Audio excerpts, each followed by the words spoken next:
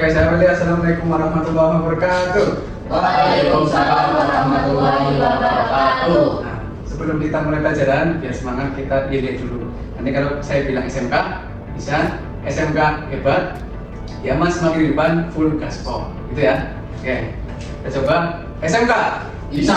SMK Hebat. ya mas semakin di depan Full gaspol. Oke, tepuk tangan. Terima kasih untuk teman-teman yang sudah hadir. Saya harap teman-teman di sini adalah teman-teman yang ingin belajar, gitu ya. Semoga diberi kesehatan juga, umur panjang dan selalu sehat. Nah, hari ini, kesempatan ini kita akan membahas tentang motor dari NMAX Turbo, tapi khusus di dalam mesinnya. Apa aja yang ada di dalam NMAX Turbo ini? Nanti mungkin kita bisa bahas di sini. Dari NMAX Turbo ini mesinnya baru. Dari sebelumnya untuk NMAX yang lama itu atau yang ini itu mesinnya sama 155 cc. Yang bikin beda itu ada tambahan dari JSPT. Tetap ada VVI-nya, tapi di sini ada tambahan baru teknologinya, yaitu JSPT, Yamaha Electric Continuous Variable Transmission. Karena ini baru, penambahan VVI dan JSPT ini akan menghasilkan akselerasi yang responsif dan bertenaga. Jadi tenaganya akan lebih enak ketika dibuka gasnya, lebih responsif. Kemudian ada 1, 2, 3, 4, 5 keunggulan dari sini.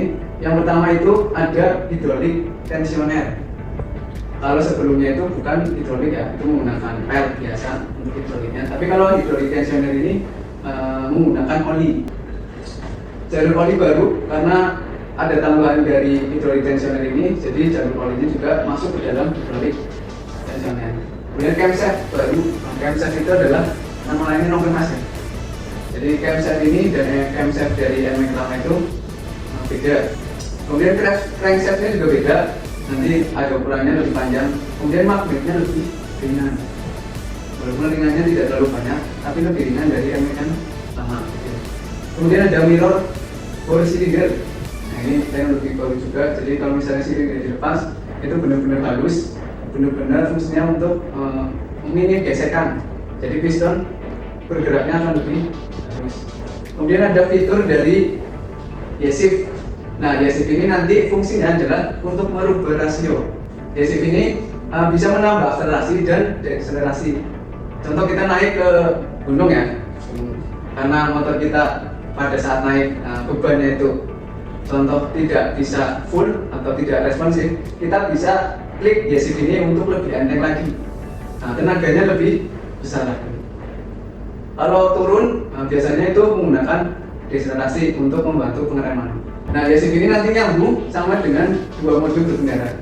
Yang pertama ada sport, yang kedua ada mode T atau town.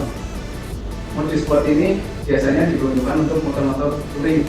Kalau teman-teman yang touring, yang tadi saya bilang naik turun gunung, itu pakai mode sport, kayaknya cocok sekali. Kemudian saya agak suka touring pak, saya sukanya di perkotaan, kerjanya memang di sekitar kota, bisa pakainya mode sport. Kemudian ada Yamaha Electronic CVT, ini namanya JSCVT-nya ini. Nah, posisinya di mana? Nanti kita bahas. Selanjutnya ada crankshaft. Nah, yang tadi saya bilang ukurannya itu agak lebih panjang. Untuk turbo itu 155,9 mili. Tapi untuk yang neo itu 132,3 mili. Bedanya neo dan turbo adalah kalau turbo itu sudah menggunakan JSCVT, tapi untuk neo belum. Tapi motornya sama. NMAX Turbo, cuma CVT-nya tidak ada ya CVT. Kayak ya CVT biasa. Kemudian ini cara membuka dan membelah mesinnya. Nah ini apa? Rotornya atau magnet. Nah, magnetnya ini bobotnya lebih ringan, sekitar 50 gram. Ya, apa 100. Dari bobot yang punya turbo atau yang ini 1,130 gram. Nah, untuk yang B6 ini berarti kode dari motor yang lama ya. 1,250 gram. Nah ini hidrolik tensioner, minim vibrasi, suara lebih halus karena sudah menggunakan oli. Di bawah tutupnya ada gasketnya. Nah ini jalur olinya, masuknya dari ini yang tulisan ini ya, kemudian ini keluar dari out. Ini komponen-komponen yang ada di tensionernya. Nanti karena ini masuknya itu dari jalur oli ini, jadi nanti olinya itu akan memperkeras dari tensionernya. Karena kalau misalnya dari tensioner ini rusak, kasus sebelumnya ya untuk tensioner biasa itu ketika rusak ini akan naik turun dan menimbulkan bunyi atau tidak nyaman lah ketika dipindahkan. Ini komponennya ada spring, kemudian ada bola di sini semacam roller ya. Dan olinya masuk dari atas, jadi dari bawah. Kemudian urutan. Kalau misal cara kerja CVT biasa itu pertama dari rollernya langsung atau dari mesinnya langsung. Kalau ini beda.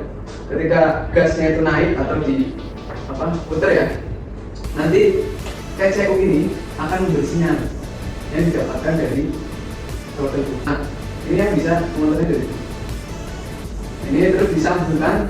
Ini memberi sinyal kemana? Ke electricity-nya yang semacam motor starter. Nanti ini akan berputar sehingga yang sensor motor ini akan maju. Ketika ini berputar, nanti CVT pemberatnya yang di sini itu akan maju. Nah, ini fungsinya buat apa? Ini untuk membaca. Jadi ini udah level 1, 2 atau 3. Jadi kan ada ya shift 1, 2 atau 3. Nah, ini yang akan membaca. Dan dilanjutkan sampai ke belakang sekunder. Itu di belakang ada yang namanya speed sensor. Jadi kalau motor-motor bebek atau matic sebelumnya itu menggunakan kabel gas biasa di speedometer ya. Kalau ini kita sudah menggunakan sensor. Sensornya di mana Pak? Di belakang. Nanti membacanya itu melalui dari uli sekunder. Uli sekunder itu ada semacam bentuk lancip-lancip. Nah, itu ketika muter dan bersentuhan dengan ini, bukan bersentuhan sih, mendekati, jadi dia akan membaca. Jadi ketika muter, ini akan membaca berapa kilometer. Oke, itu ya. Ini sampai sini. Nanti setelah ini kalian bisa langsung praktek dari motornya untuk membuka CVT. Gitu ya. Oke, silahkan langsung praktek.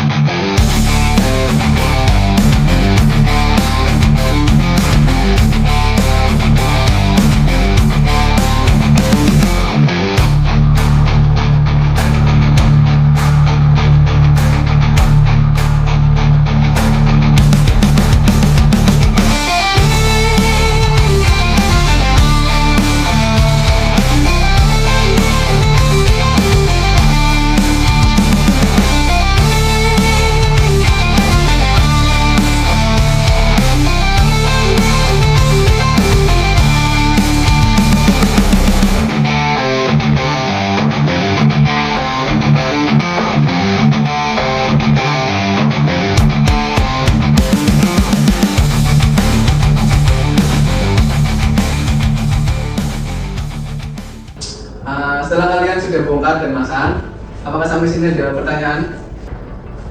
Ya, silakan Mas. Yang izin bertanya Pak, Ya. apakah ya CVT turbo cocok untuk penggunaan harian Pak? Oke. Untuk penggunaan harian itu sebenarnya tergantung dari usernya atau pengguna itu sendiri ya. Karena di sini penggunaan CVT itu untuk motor-motor touring itu sebaiknya ya cocoknya di motor touring, di mode sportnya. Tapi kalau saya mau digunakan di perkotaan Pak, bisa. Dan tanpa ada pencet-pencet apapun itu juga masih bisa worth it ya, atau masih bisa digunakan. Karena kan di perkotaan juga butuh respon yang bagus ketika macet, ketika tikung-tikung juga beda sebenarnya. Oke, setelah kita mempelajari ini dan juga ada pertanyaan dari teman-teman, kita sudah masuk ke kesimpulan ya. Jadi untuk motor ini, tipe baru dari yang kedua ini, saya kira sudah sangat baik untuk kita atau masyarakat karena bisa ada dua model. Mode sport dan tahun. Sport itu untuk touring, kemudian tahunnya itu untuk di sekitar perkotaan. Untuk ini kayaknya cocoknya untuk anak-anak muda. Karena kalau misal mau touring kan biasanya anak muda ya, walaupun kadang keluarga juga sudah atau mau ingin berpergian touring ya juga bisa, karena bagasinya juga luas. Kesimpulannya ini mesin sangat bagus, kemudian desain juga elegan. Motor-motor seperti itu ya, luar negeri lah, jadi cukup baik. Itu mungkin hanya itu yang saya bisa sampaikan untuk saat ini. Barangkali nanti ada pertanyaan atau mau tanya-tanya ya tentang seputar motor ini, kita bisa di lain waktu, gitu ya. Oke, kalau sudah saya akhiri. Wassalamualaikum warahmatullahi wabarakatuh. Waalaikumsalam warahmatullahi wabarakatuh.